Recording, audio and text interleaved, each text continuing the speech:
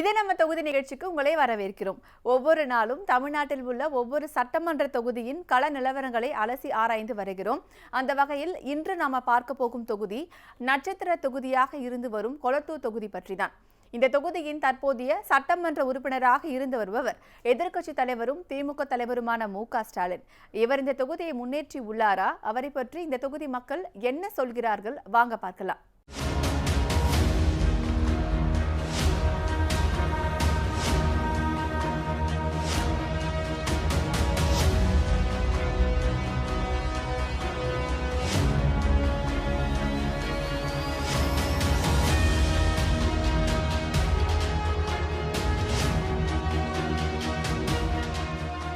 அடுத்து கொளத்தூர் சட்டமன்ற தொகுதியின் சிறப்பு அம்சங்களையும் அங்குள்ள பிரதான தொழில் வளங்களையும் பார்க்கலாம்.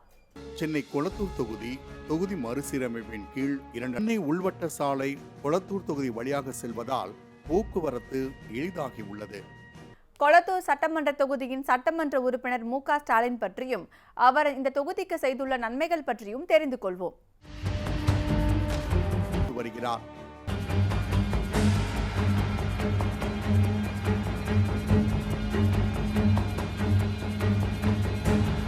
தொகுதி மக்களுக்கு மருத்துவம் விரைந்த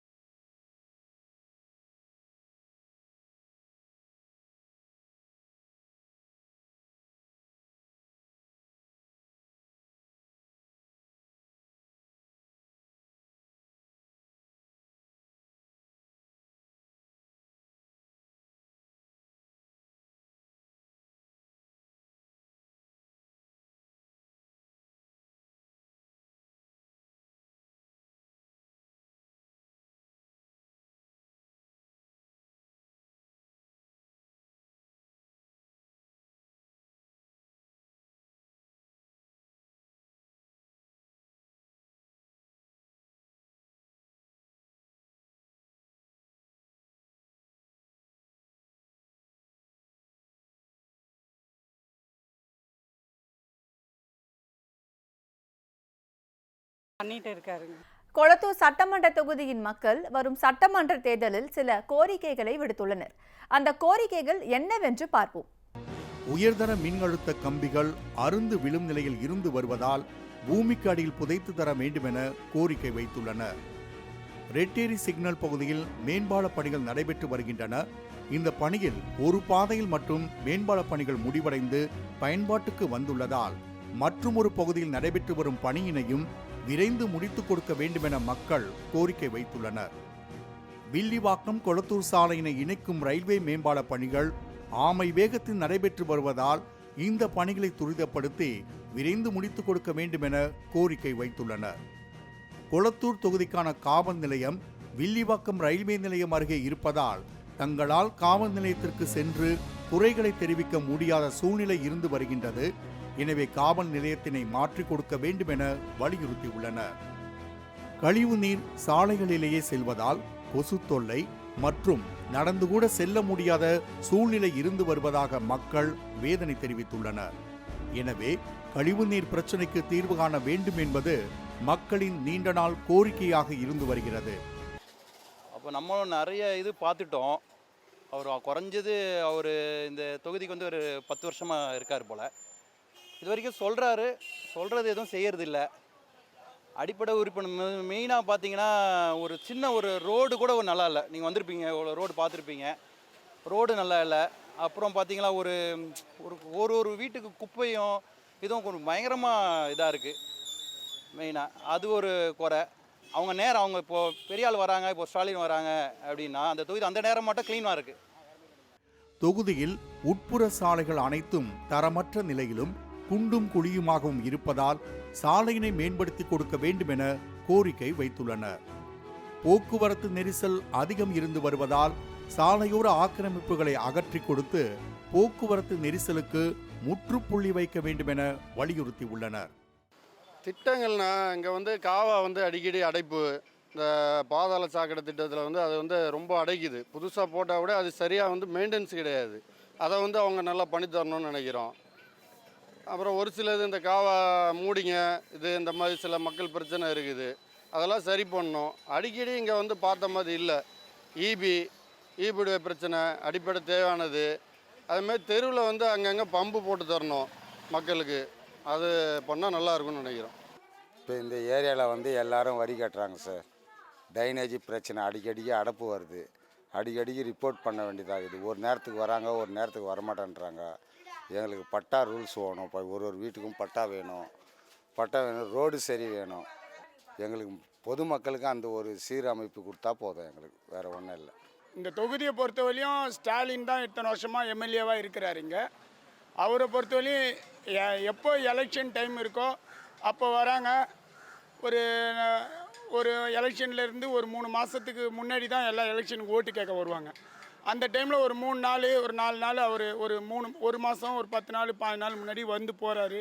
இந்த பக்கம் தான் நடந்து போவார். நான் எல்லாரையும் விசாரிச்சுட்டு உங்களுக்கு என்ன வேணும், என்ன குறை வேணும், உங்களுக்கு எது வேணாலும் உங்களை தேடி வரும்னு சொல்லிட்டு, அதுக்கு முன்னெல்லாம் தண்ணி பிரச்சனை இருக்கும். ஒரு ட்ரம்மு வீட்டுக்கு தண்ணி எல்லாமே இறக்கி வச்சுட்டு தான் போனாங்க. ஆனால் அந்த எலெக்ஷன் முடிஞ்சவொன்னே அந்த தண்ணி ட்ரம்மெல்லாம் காணா போயிடுது. அப்புறம் அந்த தண்ணி பிரச்சனை மறுபடியும் இந்த ஏரியாவை பொறுத்தவரையும் தண்ணி பிரச்சனை ஓவராக இருக்குது. இந்த ஆட்சி அந்த ஆட்சின்னு நான் பேச வரல. எந்த ஆட்சியாக இருந்தாலும் மக்களுக்கு சேவை செய்கிற ஆட்சியாக இருக்கணும். சொல்கிற வாக்கை காப்பாற்றணும். அது போதும், எங்களுக்கு பிரச்சனையே இல்லை. அடுத்து கொளத்தூர் சட்டமன்ற தொகுதியின் வெற்றியாளரை தீர்மானிக்க போகும் வாக்காளர்களின் நிலவரங்களையும், அந்த தொகுதியில் இதுவரை அதிக அளவில் வெற்றிகளை பெற்றுள்ள கட்சியின் நிலவரங்களையும் பார்க்கலாம். கொளத்தூர் சட்டமன்ற தொகுதியில் 1,44,50 பெண் வாக்காளர்களும் 1,38,181 ஆண் வாக்காளர்களும் 68 மூன்றாம் பாலின வாக்காளர்கள் என மொத்தம் 2,82,299 பேர் வருகிற சட்டமன்ற தேர்தலில் வாக்களித்து தங்கள் தொகுதிக்கான உறுப்பினரை தேர்ந்தெடுக்க உள்ளனர். கொளத்தூர் சட்டமன்ற தொகுதி கடந்த 2011ஆம் ஆண்டு நடைபெற்ற தொகுதி மறுசீரமைப்பின் கீழ் உருவாக்கப்பட்ட தொகுதியாகும். இந்த தொகுதியில் 2011, 2016 ஆகிய 2 ஆண்டுகளில் மட்டும் பொது தேர்தல் நடைபெற்றுள்ளது. இந்த தேர்தல்களில் திமுக 2 முறை வெற்றி பெற்றுள்ளது. முதன்முறையாக கடந்த 2011இல் நடைபெற்ற தேர்தலில் திமுக பொருளாளரும் அன்றைய துணை முதல்வருமாக இருந்த மு.க. ஸ்டாலின் இங்கு போட்டியிட்டார்.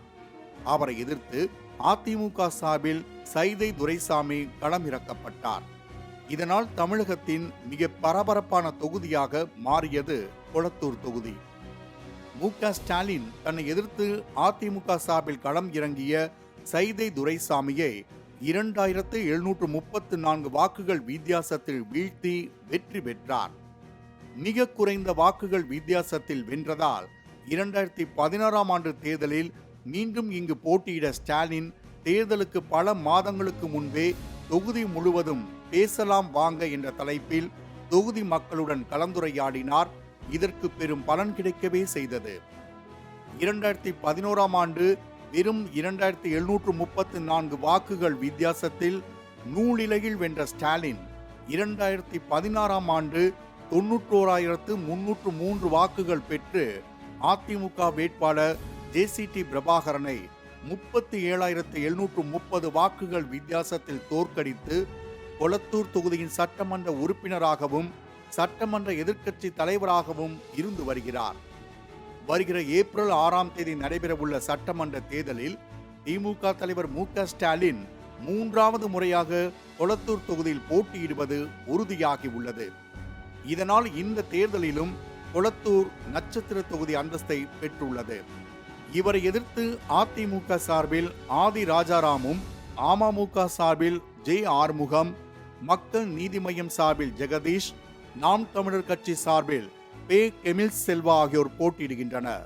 இவர்களில் யார் வருகிற சட்டமன்ற தேர்தலில் திமுக தலைவர் மு.க. ஸ்டாலினை வீழ்த்தி வெற்றி பெறப் போகிறார்கள் என்பதை நாம் ஜனநாயக திருவிழா வரை பொறுத்திருந்துதான் பார்க்க வேண்டும்.